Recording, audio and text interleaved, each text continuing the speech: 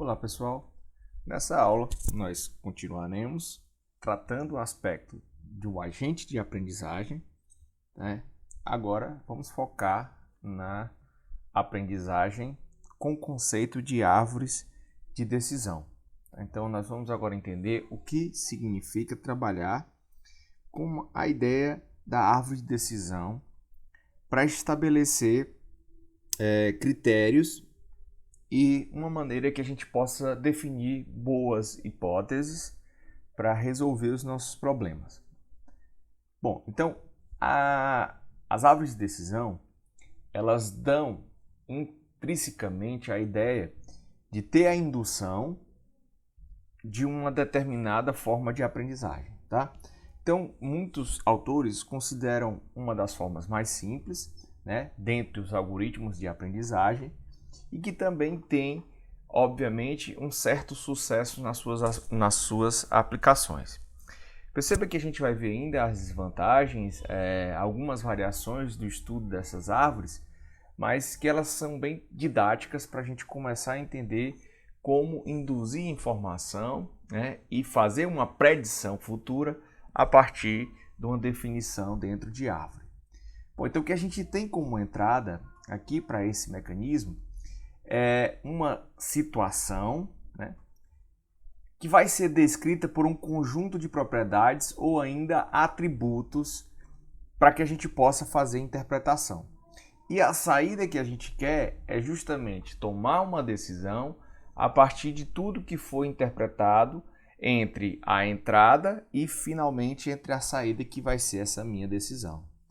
Então, essa minha árvore de decisão, ela vai ter um conjunto de nós, né? Esses nós vão ser considerados nós de decisão, né? Além desses nós vamos ter perguntas que vão nos permitir, a partir desse caminho de definição pelas perguntas, classificar um caso específico que eu esteja interessado, tá?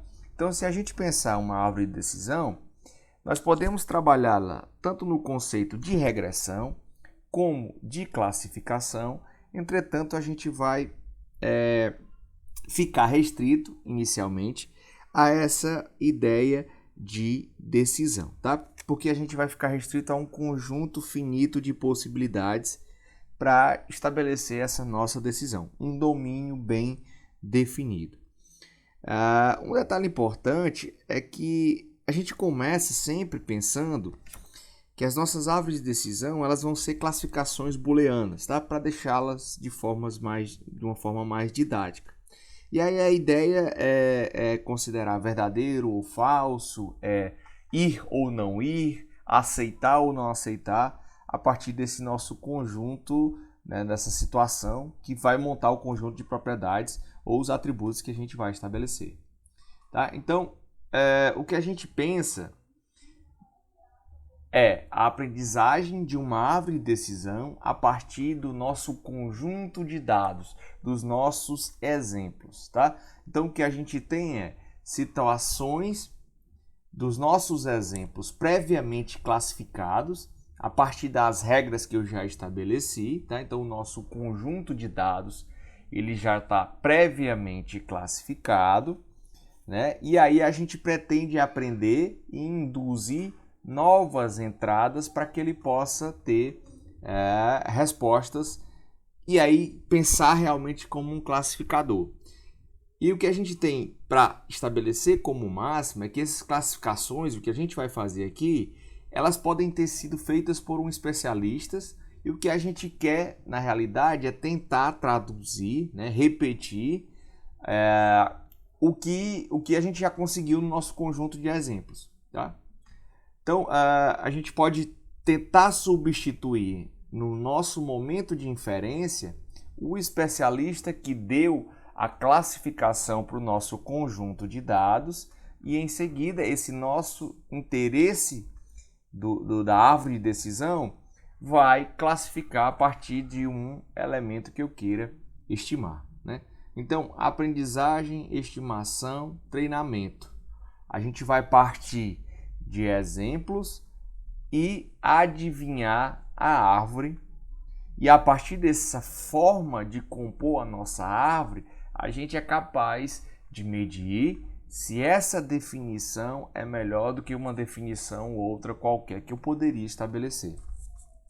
Então, a nossa árvore de decisão vai estabelecer um conjunto de nós de decisão e folhas que implementam um modelo de classificação. Então, lá nas folhas, a gente está mais próximo já de qual classe a gente vai estabelecer a partir do caminho traçado desde a raiz até essa folha, tá? Então, esse é o conceito principal que a gente vai trabalhar sobre a nossa árvore de decisão. Então, a relação entre o caminho traçado até a classe que aquela condução vai levar.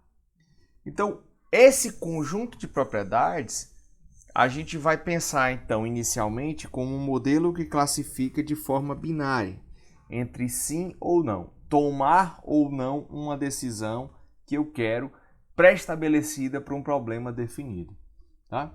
Então, o que a gente tem como forma de representação de uma árvore de decisão? Primeiro ponto, cada nó interno testa um atributo da minha árvore. Então, esse atributo, eles vão ser extraídos e eles vão ser pontos cruciais que vão dividir o caminho da minha árvore. Numa segunda instância, cada ramo que eu escolho corresponde a um valor do atributo. Então, esse atributo, ele definido a partir de um nó interno, ele tem a possibilidade de sim ou não, por exemplo, e o ramo que eu escolho é o valor desse atributo que eu fiz a escolha. E cada folha que eu tenho é basicamente uma classificação, e essa folha, a partir da minha raiz, tem um caminho, né, definido a partir de testes de atributos. Então, essa é a forma mais geral da representação do modelo de árvore de decisão, tá? Então, a gente tem o nosso exemplo, que é o nosso dataset, que ele vai ser descrito por todos os valores dos atributos e a classificação, que é o valor do predicado de meta. Então, eu tenho agora um conjunto de atributos no meu dataset e lá, normalmente, o último atributo estabelece qual é a classificação que, porventura, um decisor, um especialista, utilizou para definir aquela situação. Esse nosso valor do predicado de meta, ele é exclusivamente aquilo que eu vou classificar, né? Então, eu tenho um conjunto de análises, linha a linha, normalmente, definido como uma matriz, né? Onde as linhas representam cada exemplo e a coluna representa cada atributo. O elemento XY dessa matriz representa o valor do atributo, sendo que a última coluna da minha matriz ela vai representar a classificação, tá? E aí o que eu tenho é, se o predicado meta é verdadeiro para algum exemplo, tem-se o exemplo positivo, caso contrário, tem-se o exemplo negativo. O conjunto completo de exemplos vai ser chamado do conjunto de treinamento, tá? Então, quando eu tenho todo o meu conjunto de exemplos definidos, é aquela base que vai servir de treinamento para que eu possa fazer digamos assim, um mecanismo de indução a partir da estratégia da definição da minha árvore de decisão junto com o conjunto de treinamento pré-estabelecido, tá? Ok, então o que a gente tem para discutir aqui em alguns pontos é quão expressivas essas árvores de decisão podem ser, tá? Então vamos pensar o seguinte, olha, trazendo para o contexto de funções booleanas, a gente pode fazer essa função booleana, né, dentro desse contexto, definir a partir de uma árvore de decisão, né? Então eu tenho o A e não B. O que eu quero assumir aqui agora é que dependendo dos valores de A e B, eu tenho que estabelecer uma classificação, ou é verdadeiro ou é falso. Perceba que isso tudo aqui é o meu conjunto de definição de exemplo, né? Então, se eu tiver esse conjunto de exemplo, a inferência agora para qualquer valor de A, B, ela sai de forma direta. Mas eu posso representar isso como uma árvore, onde eu tenho o atributo A, e aí algumas questões que a gente vai discutir. Seria interessante colocar primeiro o atributo B ou o atributo A, né? Perceba que o A ele vai ser preponderante para que eu defina alguma coisa, né? Se o A for negativo, a gente já sabe que a nossa raiz vai ser falso. O classificador dele vai levar a falso. Então, se eu escolher o A como o raiz da minha árvore de decisão, a primeira leitura que eu fizer, se eu já levar para zero, eu sei que eu não preciso mais fazer nenhuma busca, né? Em termos de complexidade, eu já tenho a classificação daquele problema. E se eu escolho 1, aí eu tenho que checar o atributo B. Se eu escolho 1 e o atributo B for 1, a minha classificação vai levar a falso. Se eu escolho 0, se eu escolho 1 e o meu atributo 0, aí o meu resultado vai levar a true. Perceba que se eu colocar agora qualquer entrada para A e qualquer entrada para B, eu sou capaz de inferir qual é, né, induzir qual é, a partir da indução, qual é o resultado correto dessa expressão booleana. Tá? Então, a ideia da árvore de decisão é fazer isso. Perceba que em alguns problemas, obviamente, a gente vai ter um conjunto muito maior de atributos. E aí a gente vai ter algumas questões que devem ser consideradas. A primeira delas, qual atributo é importante para ser colocado na raiz? Em seguida, quais os níveis de importância que eu vou colocando passo a passo com relação aos meus atributos? Tá? Então, algumas questões a gente ainda vai discutir aqui, mas para iniciar nós vamos começar com um pequeno exemplo. Bom, nesse contexto, o algoritmo de aprendizagem, né, assumindo uma árvore de decisão, ele tem duas ideias importantes e uma limitação que deve ser expressada. A primeira ideia é que é o seguinte, eu preciso testar qual vai ser o meu atributo importante, né, como eu havia comentado. Aquele que vai fazer realmente a diferença para que eu possa fazer uma classificação dentro do meu exemplo. Então, ele deve ser considerado. Não só um atributo especificamente, mas quais são as listas dentro dos atributos possíveis do meu problema que eu devo considerar para obter realmente uma classificação mais, digamos assim, com a maior acurácia, com a maior quantidade de acertos. Então, para que eu estabeleça isso, eu tenho que considerar ainda que para obter essa classificação, eu preciso pensar no menor número possível, né, de testes, né? Ou seja, encontrar caminhos mais curtos para montar realmente uma árvore pequena e que essa busca ela possa ser rápida, para que eu tenha eficiência na construção da minha árvore e realização na tomada de ação que eu devo estabelecer a partir dos exemplos que eu tenho. Bom, a limitação principal é que eu vou guardar isso dentro da minha árvore, né? As observações que eu tenho do meu problema. E eu não vou conseguir extrapolar, né, situações para quais os exemplos não foram discutidos, né? Quais os exemplos não tiveram digamos assim, um aceite dentro do seu contexto. Então, eu tenho que ter dentro do meu conjunto de exemplos, né, do meu dataset, para inferir toda essa minha árvore, situações que vão se assimilar àquilo que eu quero ter de inferência posteriormente.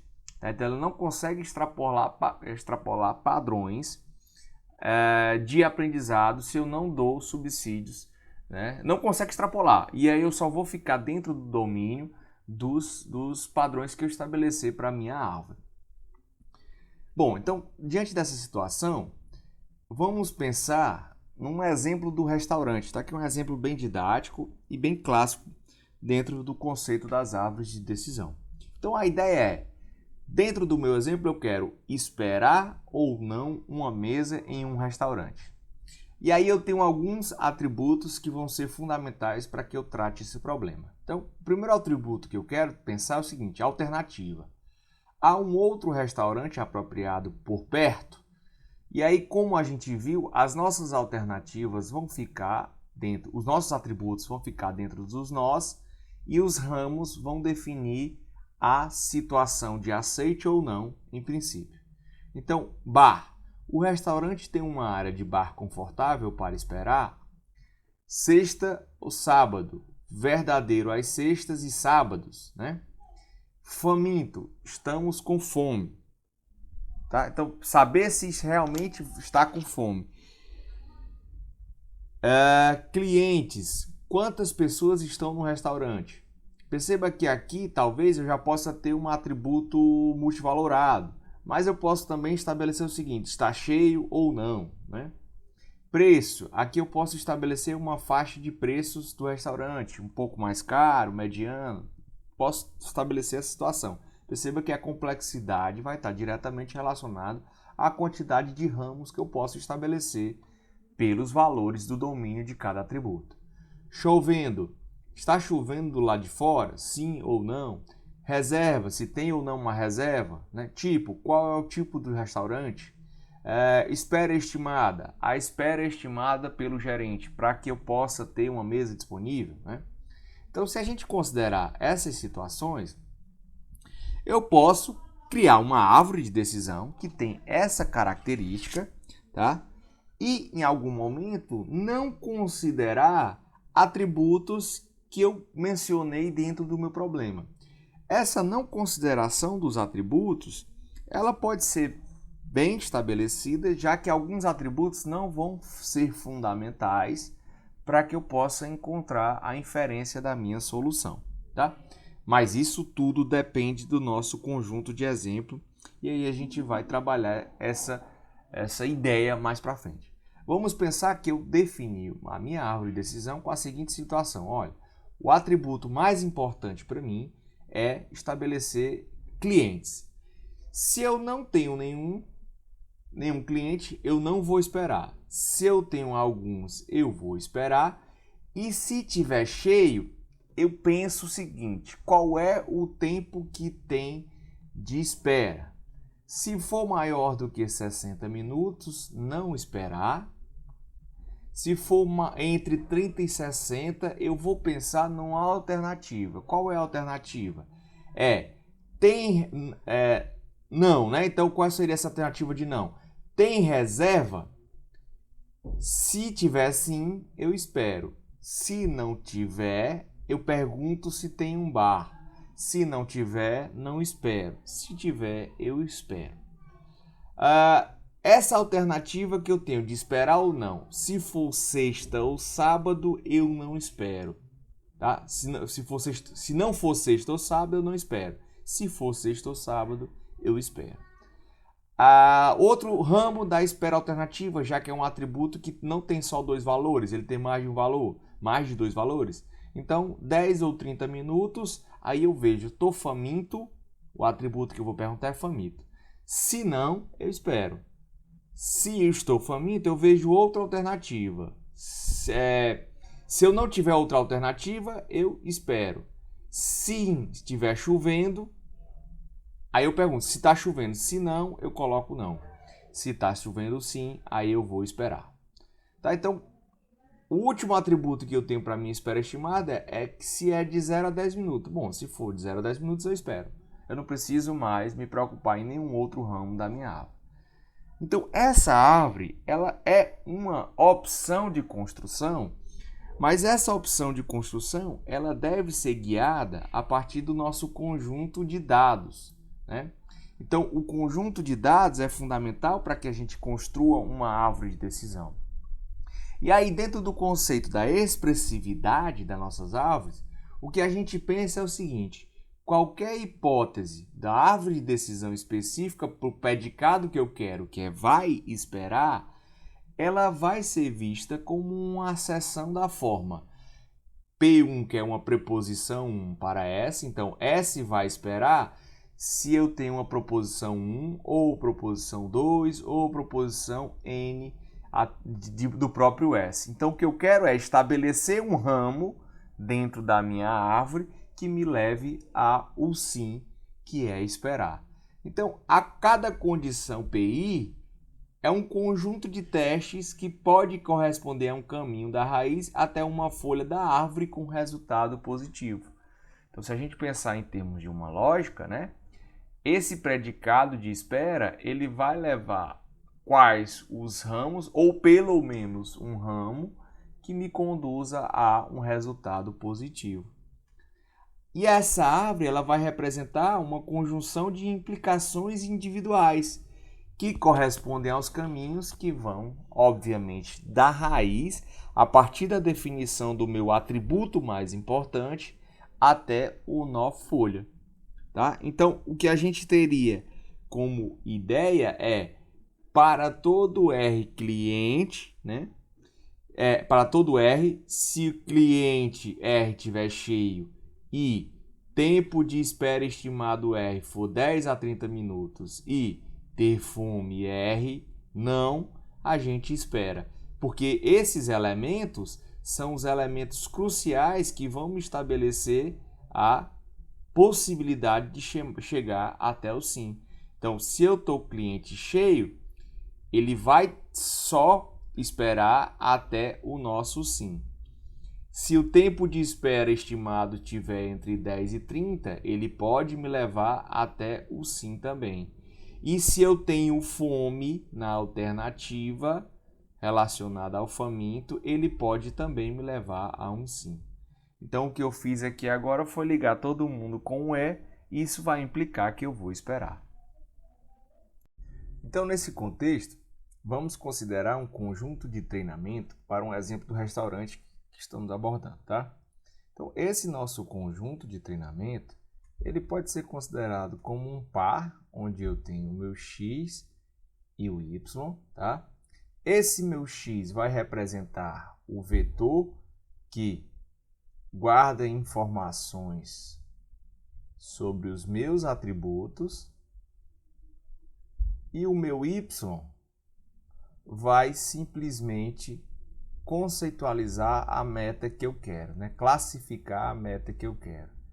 Então, aqui eu teria o Y1, aqui Y2, e eu teria esse par ordenado, né? Assumindo que o meu X é um vetor contendo todos os meus atributos. Tá? Então, esse nosso conjunto de dados, ele fornece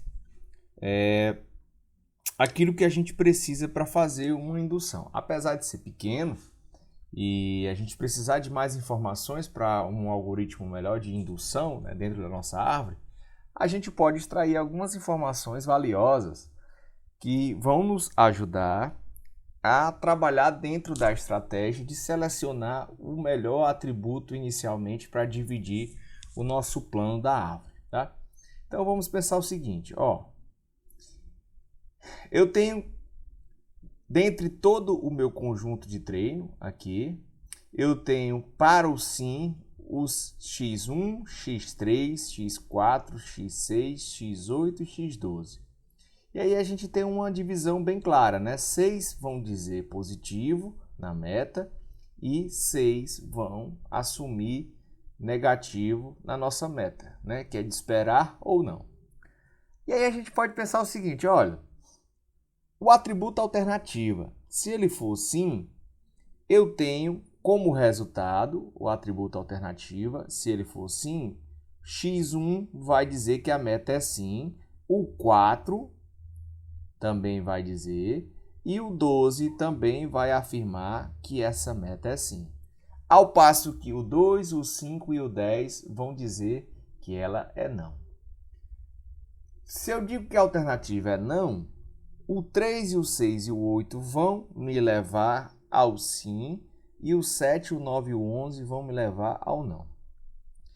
Perceba o seguinte, esse conjunto alternativa, né, esse atributo, ele não me dá uma característica bem interessante, né? Porque se eu escolho o sim, ele me leva a uma divisão muito parecida das classificações que eu quero, bem como a escolha do não vai me levar também a uma divisão quase de 50%, de 50% das possibilidades.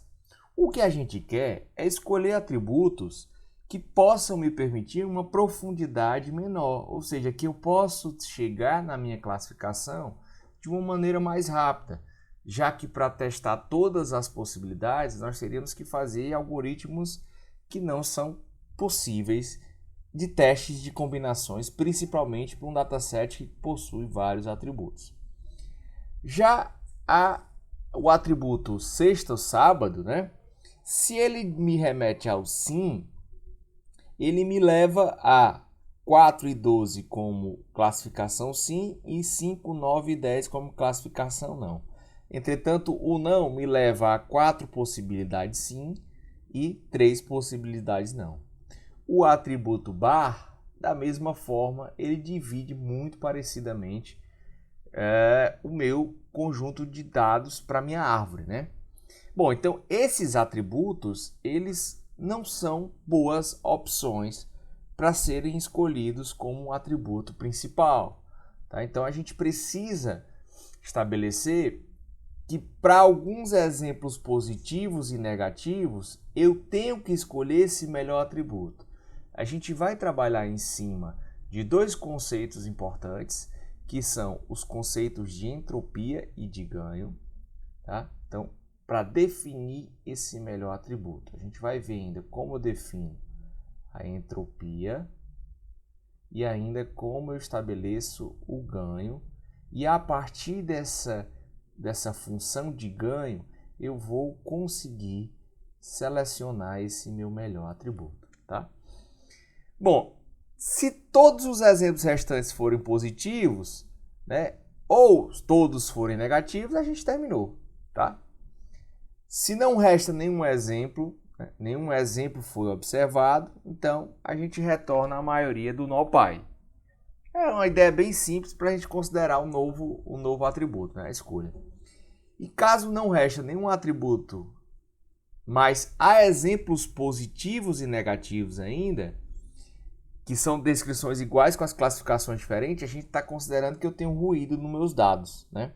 E isso vai ser possível de ser eliminado dentro de um contexto para cada dataset específico. Mas, entretanto, a ideia mais interessante aqui que a gente vai ter é como considerar o nosso atributo para fazer a subdivisão dentro da minha árvore. Ok, então vamos pensar o seguinte, olha, eu vou definir aqui o atributo clientes, tá? Se a gente considerar o atributo clientes para fazer essa divisão inicial, vamos olhar lá no dataset a coluna de clientes.